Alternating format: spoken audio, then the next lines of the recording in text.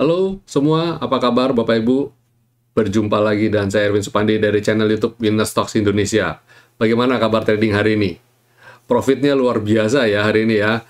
Marketnya keren ya, sesuai dengan judul market review kita ya. IHSG all time high, semakin dekat lagi ya peluang IHSG untuk semakin dekat menuju all time high.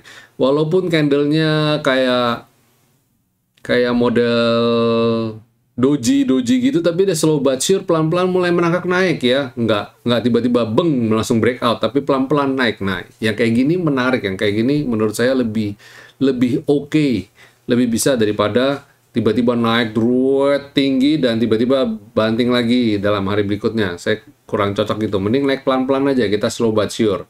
Lebih suka juga kalau pergerakannya lebih bisa ada bodinya ya, nggak kayak doji gitu. Tapi hari ini oke lah, hari ini masih bagus, masih termasuk bagus, semakin dekat lagi dengan titik all time high. Dan hari ini saya ada mau bagikan sedikit ya terkait, karena beberapa waktu ini lagi rame scam ya, tentang kemarin itu yang lagi heboh ya, lagi heboh itu kan yang tiba-tiba candlenya dalam satu hari panjang dan bam, menyapu investornya sedemikian rupa ya. Ya, memang hari-hari ini banyak sekali muncul platform atau instrumen-instrumen baru dalam berinvestasi ya. Dengan dunia digital ya, dengan perkembangan dunia digital yang saat ini, orang jadi gampang sekali ya mengakses atau melihat hal-hal yang berbau investasi keuangan dalam bentuk digital ya, mulai dari Bitcoin, terus robot trading, lain-lain gitu ya.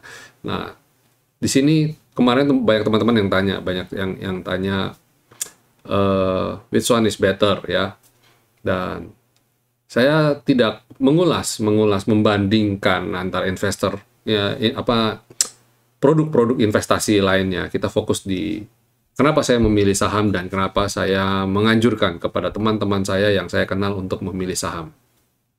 Saya lebih fokus di situ ya. Kita tidak mengulas plus minus karena tidak ada habisnya nanti kalau kita mengulas plus minus. Kita mending mikirin yang ada saat ini, yang saya kuasai, yang saya, bukan berarti yang lain saya tidak kuasain, tapi saya daripada nanti menimbulkan perdebatan, mending kita ulas apa yang saya saat ini sedang berdiri di sisi saya.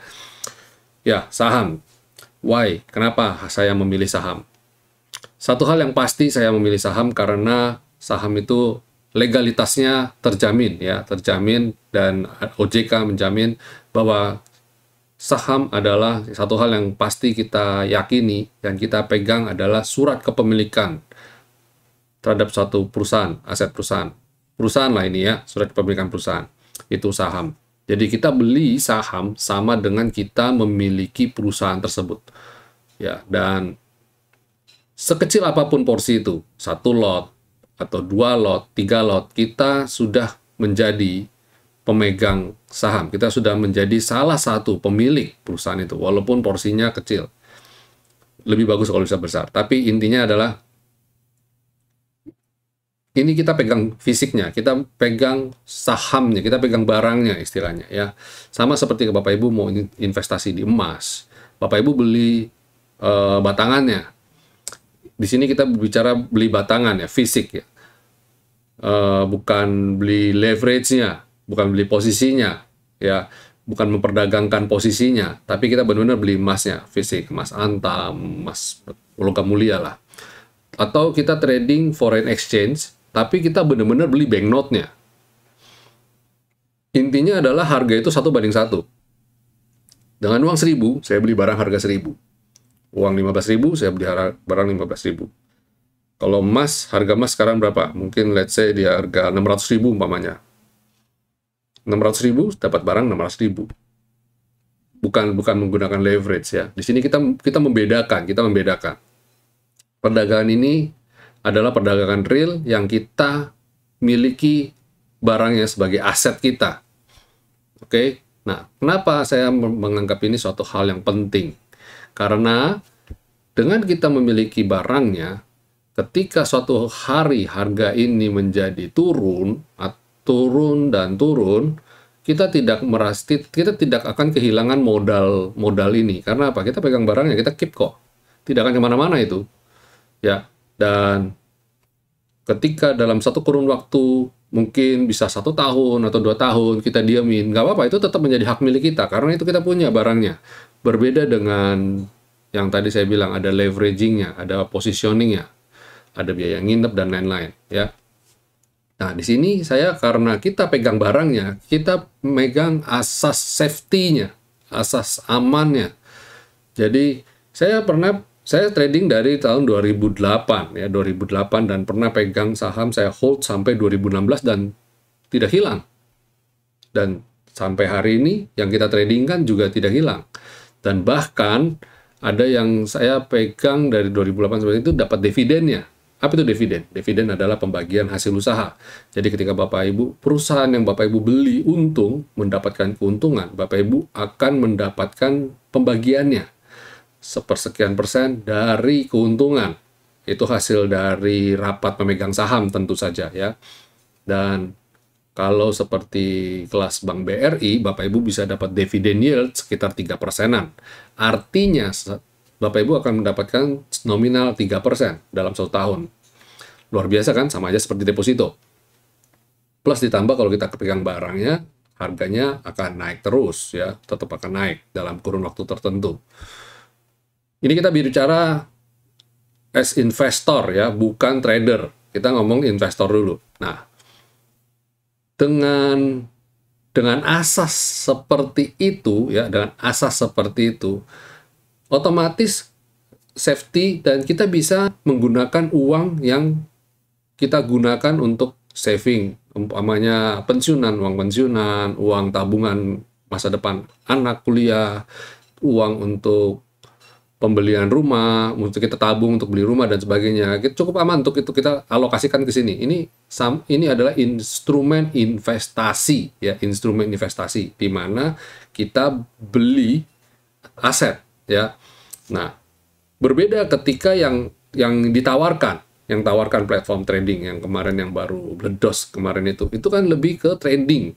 Dan kalau berbicara mengenai trading kayak begitu ya, pertanyaan apakah Bapak Ibu memiliki keberanian untuk memasukkan uang dalam jumlah yang sangat besar? Nah, di sini sudah mulai kebayang perbedaannya tidak? Sudah mulai kebayang perbedaannya enggak? Jadi tentu saja berbeda. Makanya saya tadi bilang di awal, saya tidak mau membandingkan. Saya lebih suka mengulas instrumen. Karena beda perlakuan. Kalau yang ini untuk invest, kita mindsetnya untuk invest, sedangkan yang sana untuk ya mungkin uang jajan, uang makan, uang dapur gitu ya. Kita tidak mengharapkan untuk long term. Bisa aja dalam kurun waktu tertentu season berubah, momen berubah, tren berubah. Apa yang tadi kita andalkan sudah tidak kurang maksimum lagi, kita pindah ke instrumen yang lain. Tidak long last istilahnya. Berbeda dengan saham. Dari dulu sampai sekarang ya itu aja kita beli sahamnya. Sama seperti kayak kita beli emas ya, dari dulu sampai sekarang ya gitu-gitu aja gitu. Saham tinggal pilih aja mau perusahaan apa yang Bapak Ibu mau beli, mau BCA, mau BRI, ya di situ-situ aja gitu loh. Nah, tentu saja kalau kita berbicara mengenai investasi, itu seperti pedang bermata dua. Kalau bisa untung, pasti bisa rugi. Ya dong, dalam usaha apapun, bisa untung, bisa rugi. Dan kerugian yang harus dipikirkan adalah kalau di saham adalah penurunan harga. Yang artinya nilai yang kita beli, di awal kita beli, dan beberapa waktu kemudian harganya cenderung turun. Nah, itu pentingnya kita melakukan riset. Saham apa yang mau kita beli? Perusahaan apa yang mau kita beli? Karena banyak, di Indonesia ada 700 saham. Dan disitulah seninya kita meracik portofolio dan sebagainya. Ya. Dan hal itu kalau kita ketahui, potensial kerugiannya paling harga atau kalau enggak paling pahit adalah delisting. Apa itu artinya delisting? Perusahaan yang tadinya terdaftar di bursa akhirnya tidak terdaftar lagi. Bang, hilang. Kalau kayak gitu gimana? Ya uang kita hilang. Jadi ada resiko-resiko yang harus Bapak Ibu pahami loh ya. Makanya sebabnya saham juga kita harus pilih yang kredibilitas, perusahaan yang bagus. Kita nggak mungkin dong beli perusahaan yang baru kemarin sore atau perusahaan abal-abal. Ketika Bapak Ibu mau beli suatu perusahaan, pasti Bapak Ibu pilih yang bagus dong gitu. Selama perusahaan ini kredibilitasnya bagus, sudah dipertanggungjawabkan, ya sejauh ini sih fine-fine saja ya. Kayak contoh Bank BCA, Bank BRI, Bank Mandiri kan dari bertahun-tahun gitu kan, stabil dan bahkan memiliki pertumbuhan yang bagus sekali gitu. Itu ada saham-saham yang layak tabung. Nah, berbeda kalau dengan trading. Kalau trading, umpamanya kemarin akhir-akhir ini ramai ditawarkan adalah platform trading ya, dengan menggunakan sistem otomatis dan lain sebagainya. Nah, ini tentu saja resiko yang ditawarkan amit-amit saya tidak tahu ya. Ada yang bisa sampai kalau perusahaan yang nggak jelas, yang nggak asal usulnya nggak jelas, bisa kayak kemarin itu yang lagi tiba-tiba yang hari ini lagi meledak gitu ya, scam, tiba-tiba bisa bam, hilang gone with the wind gitu ya, karena skemanya macam-macam, apakah benar dibuat trading atau skema Ponzi, skema piramida, seperti yang pernah terjadi di krisis tahun 2008 ya, Lehman Brothers ya, itu bisa aja mungkin terjadi, walaupun ada yang bagus, ada perusahaan yang bagus, ada yang jelek. Makanya pintar-pintar. Nah, kalau di situ, kalau untuk trading itu kita harus, Bapak Ibu harus screening, harus pintar-pintar memilih perusahaannya, lihat dia punya track recordnya dan sebagainya ya.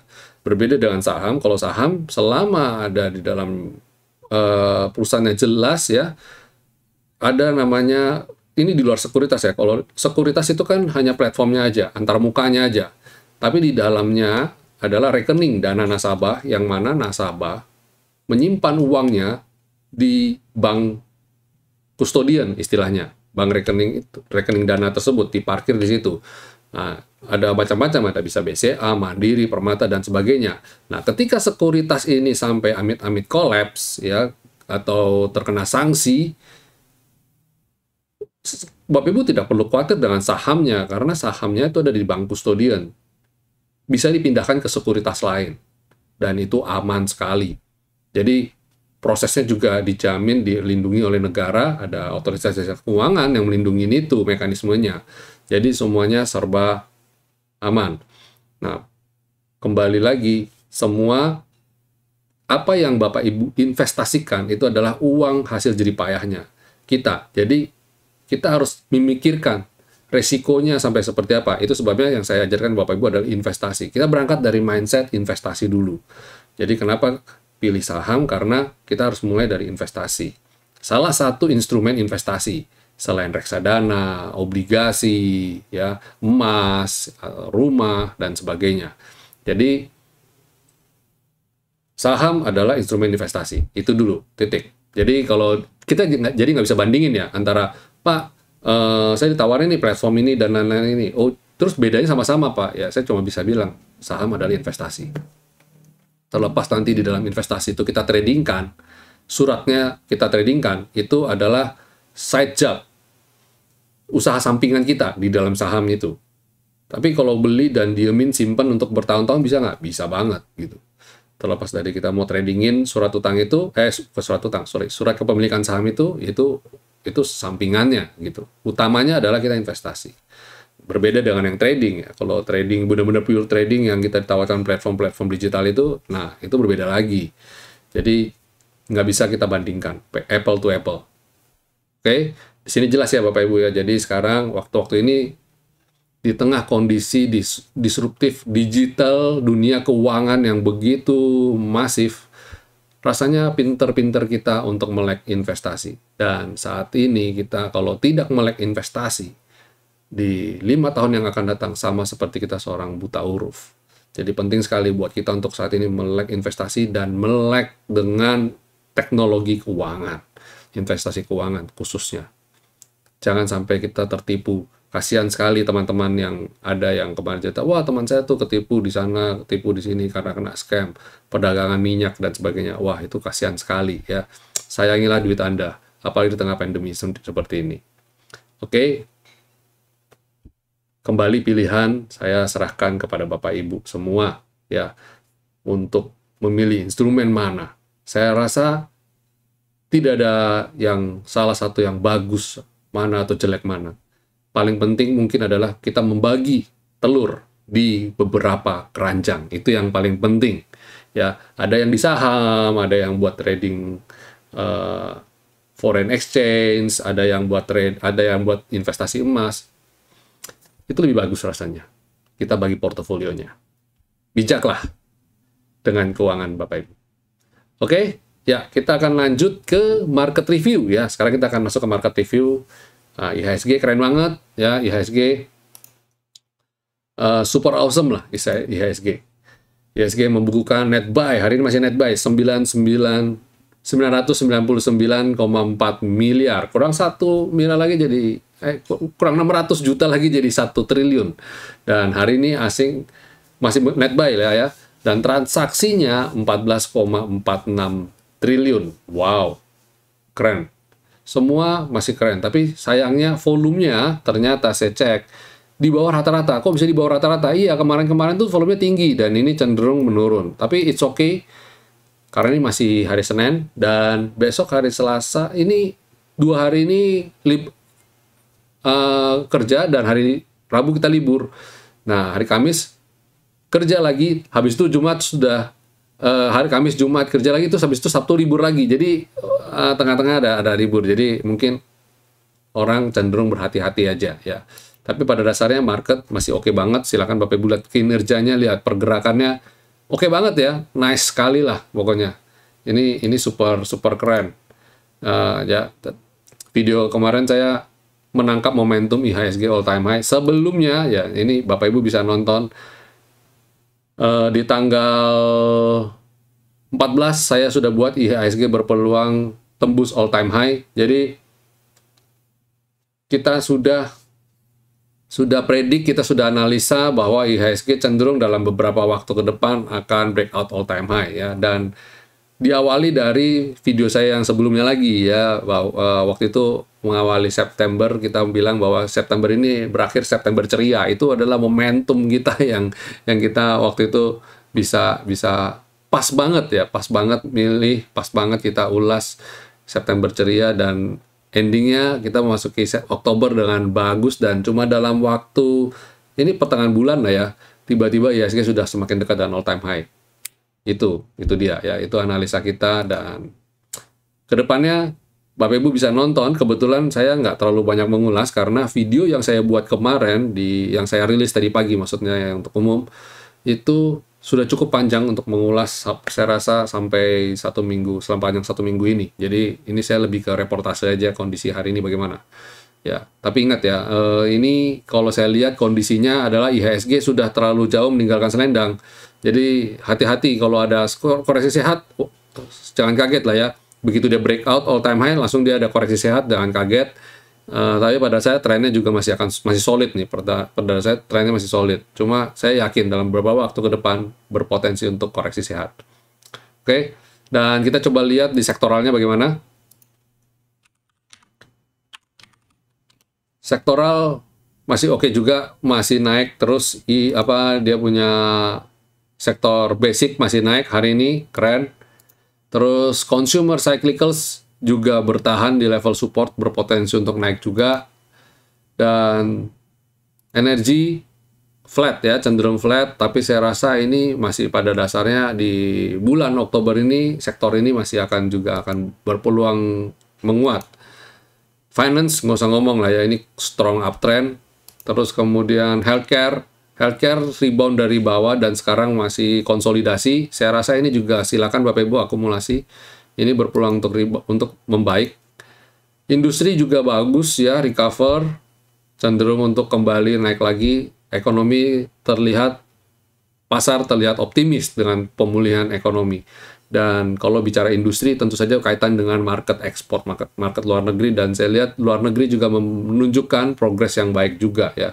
Jadi pelan-pelan ekonomi dunia juga udah mulai jalan ya, Terus infrastruktur juga bagus ya.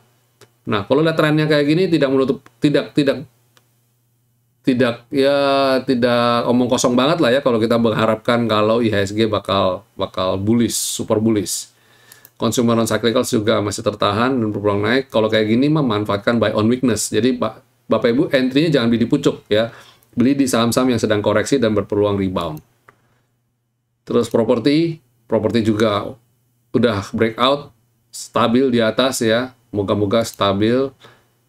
Dan tekno juga berpeluang untuk ini, moga-moga dia bisa rebound lagi ya. Jangan dia saat ini masih tertahan selendang. Biasanya kalau dia nggak mampu breakout selendang, nggak mau naik di atas selendang, dia berpotensi untuk koreksi lagi. Nah, ini yang saya lihat ngeri-ngeri sedap di tekno, tapi harapan saya dia bisa naik ke atas selendang dan bisa lanjut balik ke on the track-nya ya. Tapi susah juga karena saham-saham tekno ini kebanyakan beberapa masih emiten lapis 2, belum emiten kelas 1. Sedangkan yang jalan sekarang adalah blue chip semua. Jadi wajar kalau sektor ini agak terpinggirkan ya. Pinggir dulu istilahnya, sekarang kasih jalan yang blue chip dulu yang jalan. Transportasi silakan manfaatkan buy on weakness, ini rebound dari selendang, bottom selendang ya. Ini juga bagus, menarik emiten transportasi ini. Ya, banyak juga ya bahasan kita hari ini ya. Wow, yang lainnya luar biasa. Moga-moga apa yang kita ulas, kita predik bisa berjalan ya sesuai trading plan kita yang tadi sudah kita buat di ulasan. Oke. Happy profit semuanya. Jangan lupa untuk bikin trading plan-nya pasti ya, dan stay safe, stay healthy, and God bless.